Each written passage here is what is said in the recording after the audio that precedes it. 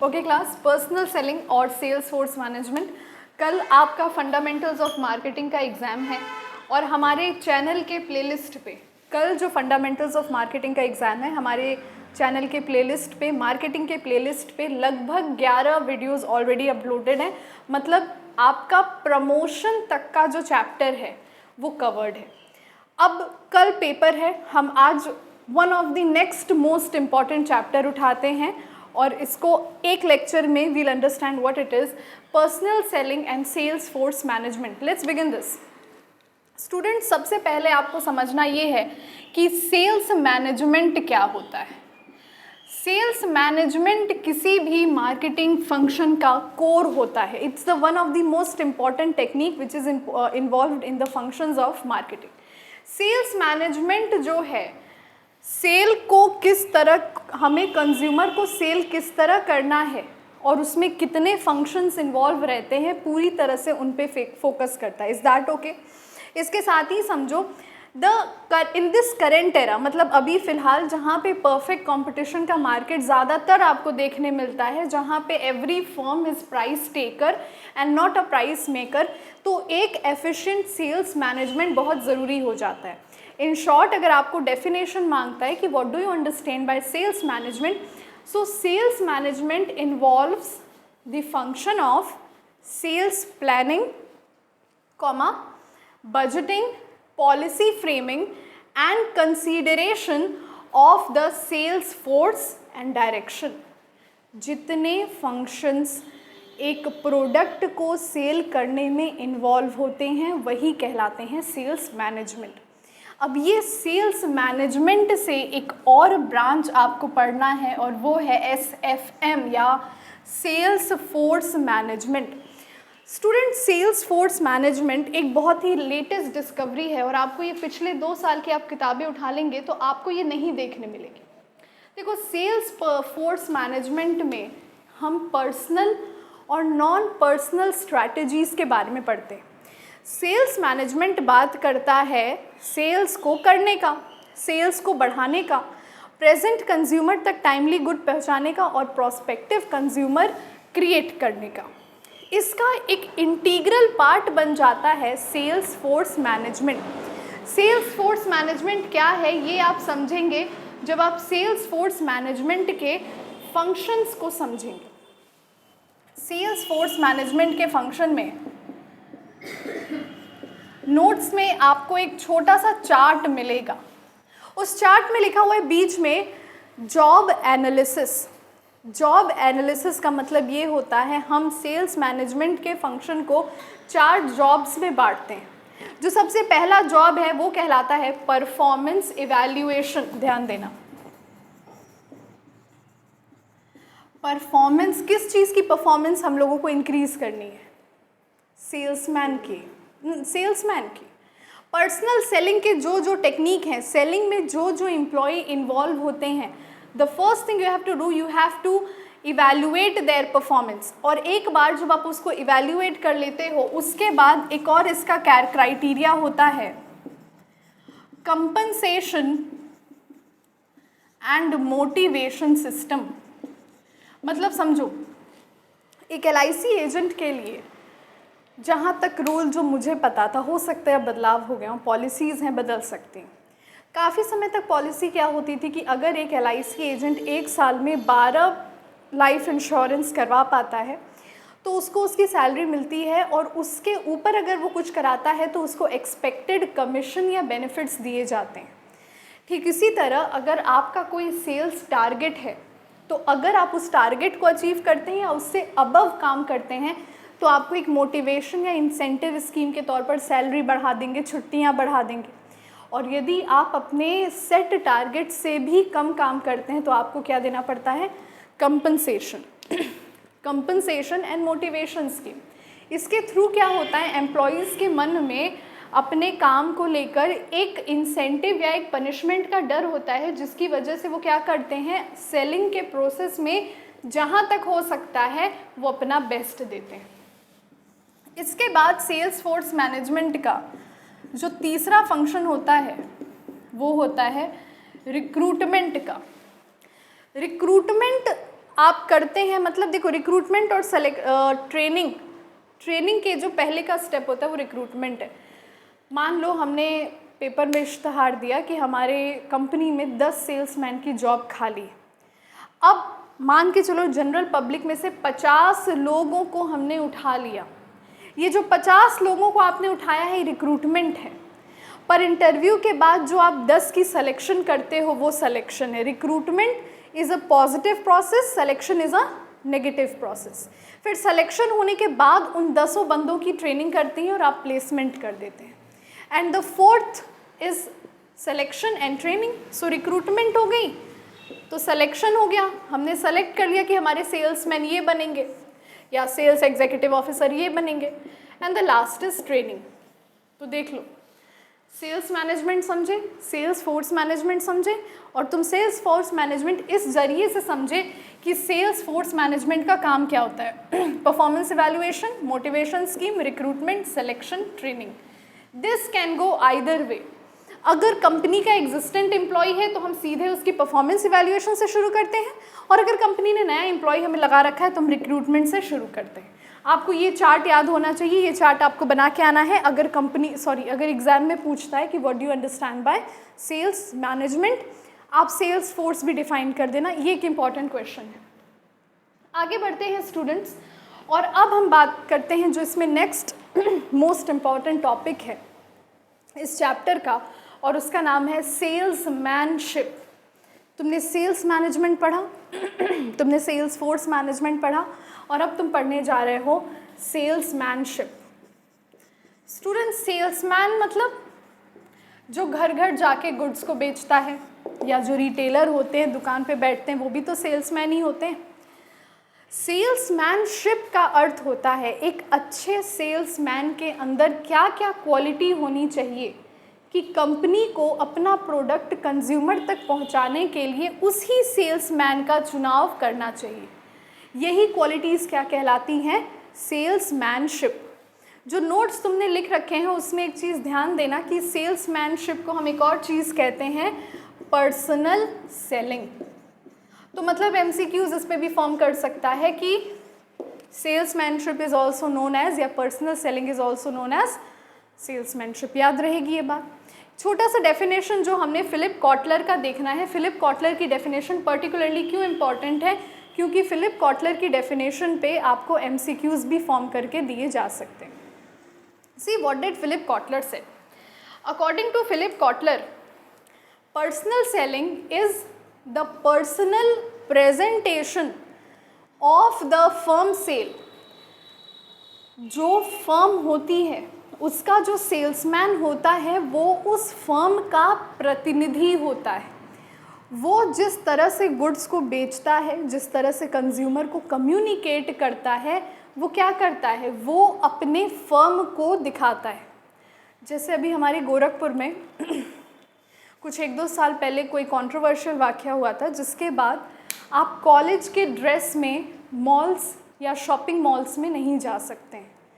अगर आपको बहुत अर्जेंट है, आपको अपनी कॉलेज की ड्रेस बदल के ही मॉल्स या शॉपिंग मॉल्स में जाने पड़ेंगे। ये हमारे गोरखपुर में नियम है, सारे मॉल्स और सारे शॉपिंग आउटलेट्स में है। छोटी दुकानों की मैं बात नहीं कर रही, मैं मॉल्स, जनरली बिग मॉल्स की बात कर रही हूँ। पार्क में, ओके, पार्क में भी, पब्लिक एमिनिटीज़ एरिया में।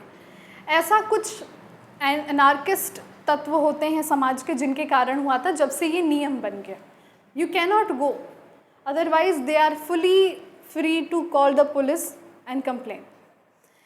क्यों ऐसा हुआ? क्योंकि जो भी आप स्कूल का ड्रेस पहने रहते हो, आप पर्सनल बैकग्राउंड पे जैसे भी व्यक्ति हो, पर अगर आप कहीं का पहचान पत्र और आप कहीं की आइडेंटिटी जाकर कोई गलत काम करते हो या कोई असामाजिक काम करते हो, तो आपसे पहले वो जगह या वो संस्था बदनाम होती है। तो पर्सनल सेलिंग में इस चीज़ का ध्यान रखा जाता है कि अगर तुम्हारा सेल्समैन बहुत रूड है, बहुत ज़्यादा रूड है, तो ऐसे में क्या होगा? एक तो सामने वाला भी सामान नहीं खरीदेगा, वो 4 लोगों से और बोल देगा कि भाई ये कंपनी के बंदे आते हैं, इनसे ना लेना, बड़े बदतमीज़ी से बात करते हैं। समझ में आई बात? तो पर्सनल सेलिंग में कंपनी को ये खास ध्यान देना पड़ता है कि सबसे पहली चीज़ तो उनके जो सेल्समैन हैं उनमें धैर्य का कंपोनेंट हो।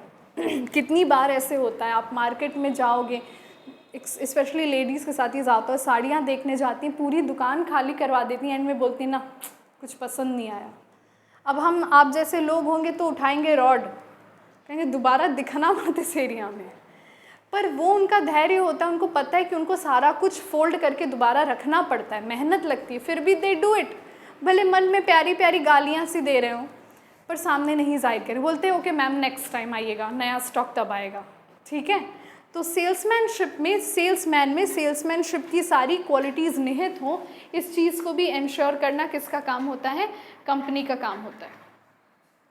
नेक्स्ट देखते हैं students, functions of sales person या प्रोसेस ऑफ सेलिंग प्रोसेस,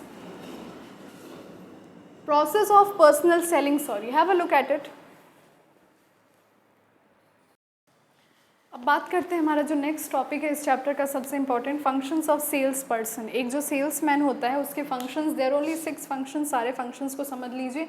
और कल ये क्वेश्चन आएगा, I am very very sure, आप इसको एक चार्ट के ज़रिए भी डिपिक्ट कर देना। जैसे मान लो आप एक सर्कल बना देना, बीच में लिख देना सेल्समैन, और उसमें ऐसे एरो बना के ये 6 फंक्शन दिखा देना। ये छोटी छोटी चीज़ें आपको एग्जाम में एक्स्ट्रा मार्क्स गेन करने में हेल्प करती हैं। See student, the first thing is prospecting. Prospect का मतलब होता है एक्सपेक्ट करना, फ्यूचर से कुछ एक्सपेक्ट करना। Prospective consumer, I am expecting कि ये कंज्यूमर फ्यूचर में हमारा कंज्यूमर बन सकता है। तो प्रोस्पेक्टिंग का मतलब ये होता है कंज्यूमर को समझने का तरीका। वो कंज्यूमर एक्चुअली में प्रोडक्ट में इंटरेस्टेड है या बस एवं ही देख रहा है वो प्रोडक्ट और फिर भगा देगा। तो सबसे पहली चीज़, अगर वो कंज्यूमर इंटरेस्टेड है तभी आप उसको अप्रोच करने में अपना समय यूटिलाइज कर सकते हैं, वरना आप अपना समय गंवा रहे हैं। ऐसा इंसान जिसको इंटरेस्ट ही नहीं है उस प्रोडक्ट में, उसके सामने आप प्रोडक्ट की बड़ी बड़ी बातें कर रहे हैं, that person will not buy. 5-6 साल का बच्चा है मान लो, ठीक है, उसको तुम बोल रहे हो ये देखो बच्चे, ये देखो ये कार देखो, SUV है स्कॉर्पियो, एकदम क्लासिक, अंदर के इंटीरियर्स जो है ना बच्चे एकदम धांसू हैं, बैठो तो एकदम गजब वाला साउथ इंडियन हीरो वाला फील आता है, is just looking at you, ठीक अंकल ओके, और आप 1 घंटे उसको यही बताते रह गए। He can not be your customer, but genuinely अगर कोई आपको इंक्वायरी के लिए कॉल करता है कि भाई स्कॉर्पियो क्लासिक मौजूद है क्या लखनऊ के शोरूम में, या बस्ती के शोरूम में, या गोरखपुर के शोरूम में, अगर इस तरह से कोई पूछ रहा है तो क्यों पूछ रहा होगा, अपना टाइम पास करा है? नहीं, ही इज़ जेन्युइनली इंटरेस्टेड, अपना 20 लाख का कैश वो रेडी रखा है कि हम लेंगे। तब आपको पहचानना होता है कि ये एक कंज्यूमर हो सकता है। जब आप ये पहचान लेते हो तो आप अप्रोच करते हो। अप्रोच करने का मतलब ये होता है कि पहल करना। अब आप सेल करने की पहल कर रहे हो कि इससे पहले कोई और शोरूम वाला इनको स्कॉर्पियो बेच के अच्छा खासा अपना कमीशन कमाए, लेट मी सेल। अप्रोचिंग में आप ऐसे कंज्यूमर को कई तरह के ऑफर्स गिनाओगे, कई तरह के इंसेंटिव्स गिनाओगे। हमारे सर्विस सेंटर पे 4 साल सर्विस फ्री है, बाकी सर्विस सेंटर कहते हैं आप 1000 किलोमीटर गाड़ी चलाइए हम तब फ्री सर्विस देंगे, हम कह रहे हैं आप 200 किलोमीटर गाड़ी चलाएं हम फ्री सर्विस देंगे। अप्रोच करना, उसको कन्विंस करना कि आप दूसरों से क्यों एक बेटर सेल्स पर्सन हो। एक बार अप्रोच करने में आप सक्सेसफुल हो गए तब आप मान के चलिए अब ये पर्सन कन्विंस्ड है, मैनिपुलेट कर लिया। जब मैनिपुलेट कर लिया तो हम अब गाड़ी प्रेजेंट करेंगे, गाड़ी के इंटीरियर्स दिखाएंगे, गाड़ी के डिज़ाइन दिखाएंगे, गाड़ी का ब्लूटूथ सिस्टम दिखाएंगे, उसकी सीसी पावर दिखाएंगे, उसका जो टफनेस है, उसकी जो अलॉय व्हील्स हैं, जो भी चीज़ें होती हैं प्रेजेंट करते। यहाँ पे जाके तुम सब्जेक्ट मैटर को प्रेजेंट करते हो जब तुम 100% अब मान चुके हो कि ये कंज्यूमर गुड्स खरीदेगा। एक बार प्रेजेंटेशन और डेमोन्स्ट्रेशन की, अच्छा अगर वो गाड़ी खरीद रहा है तो ये मान के चलोगे कि उसको गाड़ी चलाने आती है। कोई इतनी बड़ी बेवकूफ़ी नहीं करेगा कि अपनी पहली गाड़ी सीखने के लिए स्कॉर्पियो खरीदे, नहीं। सीखते लोग जनरली मारुति 800, ऑल्टो और नैनो पे हैं। डेमोन्स्ट्रेशन, तो यहाँ पे डेमोन्स्ट्रेशन का मतलब है टेस्ट ड्राइव लेके देखोगे, समझ में आई बात। फिर आता है ओवरकमिंग ऑब्जेक्टिव्स। मान लीजिए वो व्यक्ति बोले कि हमारे पास अभी 20 लाख कैश नहीं है, क्या मुझे EMI पे गाड़ी मिल सकती है? हाँ बिल्कुल मिल सकती है। आप तब EMI के सारे कॉन्ट्रैक्ट्स डिज़ाइन करोगे। अगर वो व्यक्ति बोले कि देखिए हम तो आए हैं गोरखपुर से लखनऊ, हमारा केवल 10 लाख कैश है और 2 दिन मान लो बैंक बंद रहने वाला है, तो अब वो अगर बोलता है कि हम 2 दिन बाद आपको 10 लाख बैंक ट्रांसफ़र कर देंगे, आपको वो बंदा कहाँ तक रिलायबल लग रहा है कि आप उसको 10 लाख के लिए यकीन कर सकते हो, ये भी आपको देखना होगा। ये सारी ऑब्जेक्टिव्स जब हो जाती हैं तो क्लोजिंग द सेल कि भाई ये लीजिए चाबी, गाड़ी हुई आपकी। और जब एक बार गाड़ी उनकी हो गई तो फॉलो अप एक्शन, देखो फॉलो अप एक्शन में काफ़ी सारी चीज़ें, हमने यहाँ पे गाड़ी का एग्जाम्पल लिया, तो गाड़ी के साथ अक्सर लोग मान के चलो 30-40 हज़ार का खर्चा कंपनी भी करती है उसके इंटीरियर्स पे, आपको अगर डिज़ाइन करवानी है, साथ ही साथ आपको पिलोज़ देती है जो पीछे की सीट पे लोग जनरली रखते हैं फॉर देयर कंफर्ट, या बैक कवर डिज़ाइन करके देते हैं जो सीट पे आप बैठते हो। अलग अलग कंपनियां अलग अलग सर्विसेज देती हैं, की रिंग्स देती हैं, घड़ी देती हैं, और इसके साथ साथ आपको कुछ सेल्स सर्विस भी देती हैं। साथ ही साथ कुछ बड़ी बड़ी कंपनियां जैसे महिंद्रा वगैरह आजकल एक कूपन देती हैं कि आप किसी भी सर्विस सेंटर पे देश के अपनी सर्विसिंग फ्री में करा सकते हो अगर आप वो सर्विस सेंटर से दूर हो जहाँ से आपने गाड़ी खरीद रखी है। ठीक है, तो ये functions of sales person, is that okay. अंतिम बात करते हैं इस चैप्टर का, और सबसे इम्पॉर्टेंट जो MCQ के पॉइंट ऑफ व्यू से इम्पॉर्टेंट है, उसका नाम है सेल्स कोटा। अच्छा, सेल्स कोटा में चलने से पहले ज़रा एक छोटी सी बात और डिस्कस कर लेंगे स्टूडेंट्स, जो मैंने क्लासीफाई किया है, आपके लिए काफ़ी इंपॉर्टेंट हो सकता है, वो है टाइप्स ऑफ सेल्स पर्सन। देखिए, टाइप्स ऑफ सेल्स पर्सन में सबसे पहला जो आपके नोट्स में लिखा हुआ है क्रिएटिव। क्रिएटिव सेल्स पर्सन या क्रिएटिव सेल्समैन वो होता है जो अपने प्रोडक्ट को बेचने के लिए यूनिक आइडिया सोचता है, यूनिक तरीके डिज़ाइन करता है। जैसे हार्पिक वालों का जेनेरिक ऐड वही है कि वो एक बंदा है जो सर पे नीली टोपी लगा के लोगों के वॉशरूम में पहुंच जाता है, भाई उनका वही तरीका है अपना हार्पिक बेचने का, एंड थैंक गॉड वॉशरूम में कोई होता नहीं। ठीक है, and the next one service salesman. Students, जब हम सर्विस सेल्समैन की बात करते हैं तो हम बात क्रिएटिव सेल्समैन में हम जनरल गुड्स की बात करते हैं, और यहाँ पे सर्विस सेल्समैन में हम बात करते हैं जैसे पार्लर, ब्यूटी पार्लर, सैलून, यहाँ पे इंश्योरेंस, शेयर ब्रोकरेज, आप अपनी सर्विस बेच रहे हो। और जनरली ना ये तुम्हें जो शेयर ब्रोकर्स होते हैं इनमें ये चीज़ दिखेगी, एक ब्रोकर अगर तुमने वहाँ से फाइनल कर लिया ना, नंबर्स तुम्हारे जितने कॉन्टैक्ट नंबर्स हैं वो बट जाएंगे तुम्हारे। अगर तुमने 2 फ़ोन रखा है, 2 सिम रखा है, 2 नंबर रखा है, और तुम्हें लगातार इतने ब्रोकर्स से कॉल आएंगे, सर मेरे को आप दीजिए ना, मैं आपको प्रॉफिट करा के दूंगा, सर मैं कमीशन इतना कम लेता हूँ, मैम मैं कमीशन इतना कम लेता हूँ। तो जब कोई सर्विस देने वाला बंदा अपने सर्विस को बेचता है तो वो कहलाता है सर्विस सेल्समैन। इसके अलावा एक होता है, ये बहुत अच्छे से समझना टाइप्स ऑफ सेल्समैन, क्योंकि MCQ में पूछेगा, detail salesman. Students, detail salesman का मतलब ये है वो गुड्स जिसकी अगर पूरी तरह से डिटेल नहीं ली गई तो वो जानकारी जानलेवा हो सकती। मतलब दवाइयाँ, अगर तुम A कंपनी का A.1 दवा लेते हो और तुमने उसी कंपनी की A.2 की दवा ले ली तो तुम्हारी हेल्थ पे असर पड़ सकता है। डिटेल सेल्समैन दवाइयों की कंपनी द्वारा हायर किए जाते हैं दवाइयों को बेचने के लिए। ध्यान रखना ये बात, ये सीधे कस्टमर के पास नहीं जाते हैं, कस्टमर लेगा ही नहीं। ये जो ड्रग डीलर्स, ड्रग मतलब मेडिसिन है यहाँ पे, ये जो ड्रग डीलर्स होते हैं ये सीधे सीधे जाते हैं रिटेलर्स के पास, कि जैसे पैरासिटामॉल है तो ये पैरासिटामॉल का ये अल्टरनेटिव है डोलो, तो वो क्यों अल्टरनेटिव है या क्यों पैरासिटामॉल की तरह ये या उससे बेस्ट है?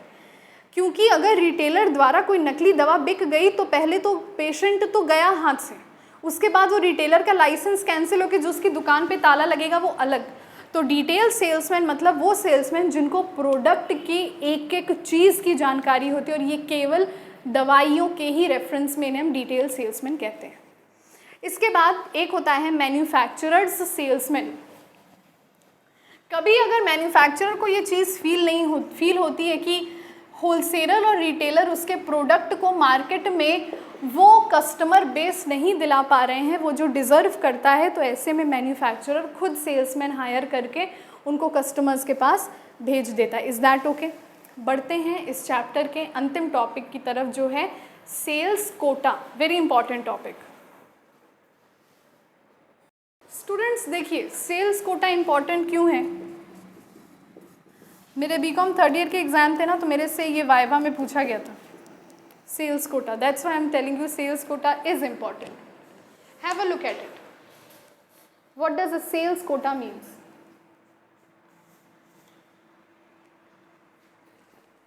देखो, sales quota is more like sales का टारगेट. एक कंपनी के मैनेजमेंट द्वारा एक एम्प्लॉय पे इतना सेल्स तुमको करना है, तभी तुम अगले साल भी इस कंपनी में बने रहोगे. ये जब टारगेट उसको दे दिया जाता है, इस टारगेट को हम क्या कहते हैं? Sales quota. एक बार अपने नोट्स देखिए, उस नोट्स के अनुसार the sales quota refers to the time bound sales target set by the management for a particular region, sales team और इवन एन इंडिविजुअल. ये जो सेल्स कोटा होता है, ये अक्सर डेली, मंथली या quarterly, daily, monthly, quarterly, annually नहीं बोल रही हूँ, डेली, मंथली और क्वार्टरली पीरियड पे डिपेंड करता है. जैसे मान लो एक क्वार्टर में अगर तुमने वो सेल्स से ज़्यादा सेल्स कर दिए जो तुम्हारे कोटा में लिखा था, तुम्हारे टारगेट में लिखा था, तो तुम्हें उससे फिक्स्ड एक कमीशन या ब्रोकरेज या बोनस दिया जाता है. इसके अलावा एक कोटा वो भी होता है जो सरकार गुड्स पे देती है. कोटा पढ़ा है वो? उसका क्या अर्थ होता है? राशन पे देती है, बेसिक खाने पीने की चीज़ों पे देती है. ये जो बीपीएल कार्ड होल्डर्स होते हैं, जो गांव में गुड्स भेजे जाते हैं बिलो पावर्टी लाइन के लोगों के लिए, वो पोर्शन ऑफ द एंटायर फूडेज या ग्रेनेज जो उनको कम दाम में उपलब्ध कराया जाता है. जो एक रिटेलर जो सरकार से वो प्राप्त करता है, वो एक बार में कितना फूडेज और ग्रेनेज स्टोर कर सकता है, वो भी एक कोटा होता है. पर हम यहाँ पे रेफ़र कर रहे हैं, हम मार्केटिंग के प्राइवेट कंपनी के सेल्स कोटा से रेफ़र कर रहे हैं. हमें यहाँ सरकार के कोटा के स्कीम से कोई मतलब नहीं है. Is that okay? एक और चीज़, ये सेल्स कोटा कितने तरह का होता है? सबसे पहले होता है volume based quota. Volume based quota का यहाँ पे ये मतलब होता है कि नंबर ऑफ यूनिट्स सोल्ड, कितने नंबर ऑफ यूनिट्स. जैसे हमने बोला मिस्टर ए हमारा एम्प्लॉई, कि देखिए मिस्टर ए, अगर आपने 50 यूनिट से ज़्यादा बेच लिया, वही आपका सेल्स कोटा, अगर उतना बिका तभी आप कंपनी में बने रहोगे. तो यहाँ पे हमने वॉल्यूम से अटैच कर दिया. दूसरा होता है प्रॉफिट बेस्ड. हमें ये फ़र्क नहीं पड़ता है कि तुम कितना वॉल्यूम बेचने में सफल हो. अगर तुम इंडिविजुअली कंपनी को 50,000 का प्रॉफिट करा पाए, तब तो तुम कंपनी में टिके रहोगे, वरना तुम कंपनी में नहीं टिके रहोगे. हमें केवल यहाँ पे पैसे से मतलब है. तीसरा होता है activity based. Activity based generally हम सेल्स फोर्स मैनेजमेंट की टीम बना देते हैं, सेल्समैन की टीम बना देते हैं, और हम देखते हैं कौन कितना एक्टिवली पार्टिसिपेट कर रहा है उसका. जैसे तुम लोग के एनएसएस में होता है, कौन कितना एक्टिवली पार्टिसिपेट कर रहा है, उसके बेसिस पे बेस्ट वॉलंटियर चुना जाता है. और लास्ट जो पॉइंट है वो है कॉस्ट बेस्ड सेल्स कोटा. जिस व्यक्ति के वजह से कॉस्ट ऑफ प्रोडक्शन में कितना चेंज आता है, means the ability to reduce cost per good, cost per unit, cost per deal. मतलब अगर हमारा एक डील करने में मान लो 25,000 का खर्चा आता था, और आप एक अच्छे सेल्समैन हैं, आपकी वजह से केवल 20,000 का खर्चा आया, तो यहाँ पे वो जो 5,000 आपने बचाया है, उसका एक परसेंटेज, कुछ फिक्स परसेंटेज आपको इंसेंटिव के रूप में दिया जाएगा. छोटी छोटी बात और, जैसे सेल्स फोरकास्टिंग क्या होता है student? Sales forecasting sales department द्वारा किया जाता है.